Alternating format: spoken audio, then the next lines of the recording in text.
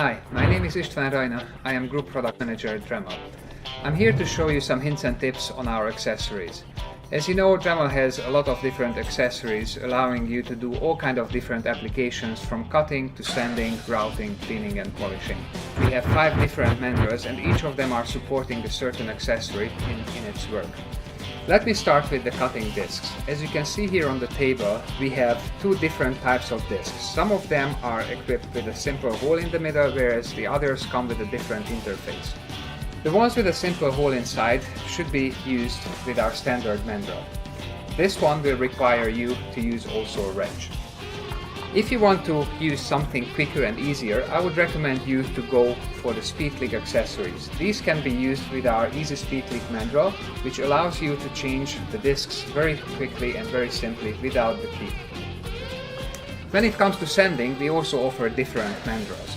In the sanding category, today we have 2 different mandrels. One of them is a conventional one, where you would want to use a wrench in order to remove and put accessories on the mandrel.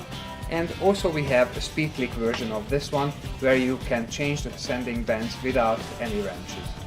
We have a so-called polishing mandrel in our range, and this one is actually super easy to use, because all you need to do is taking one of our polishing accessory and you just have to screw it on it.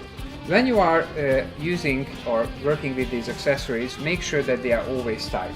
To tighten them, you can use the easy twist nose cap, which is actually a wrench integrated into the nose of the tool, allowing you to tighten and loosen accessories very easily.